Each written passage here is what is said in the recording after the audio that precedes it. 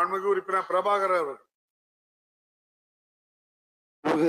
பேரவைத் தலைவர் அவர்களே, பெரம்பலூர் மாவட்டம் மிகவும் பின்தங்கிய மாவட்டம். முத்தமிழறிஞர் டாக்டர் கலைஞர் அவர்களால் 2011ஆம் ஆண்டு ஆரம்பிக்கப்பட்ட அந்த மருத்துவக் கல்லூரி கடந்த 10 ஆண்டு காலமாக கிடப்பில் போடப்பட்டிருக்கிறது. அந்த மருத்துவக் கல்லூரிக்கான இடத்தை மத்திய அமைச்சர் ராசா அவர்களின் அறக்கட்டளையின் மூலமாக, ஆண்டிமுத்து சின்னப்பிள்ளை அறக்கட்டளையின் மூலமாக வழங்கியிருக்கிறார்கள். அந்த திட்டத்திலே டீன் என்ற ஒருவர் நியமிக்கப்பட்டிருக்கிறார். கடந்த 10 ஆண்டுகளாக கிடப்பில் போடப்பட்ட அந்த திட்டத்தை நமது தமிழக முதல்வர் அவர்களும் மக்கள் நல்வாழ்வுத்துறை அமைச்சர் அவர்களும் இந்த ஆண்டே அதை கொண்டு வருவதற்கு பரிசீலிப்பார்களா என்பதை தங்கள் வாயிலாக கேட்டறிகிறேன். மாண்புமிகு அமைச்சர் அவர்கள்.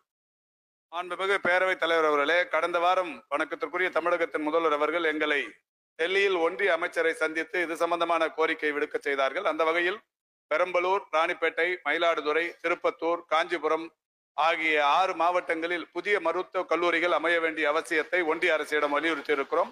நிச்சயம் வரும் என்று எதிர்பார்த்தும் இருக்கிறோம். மாண்புமிகு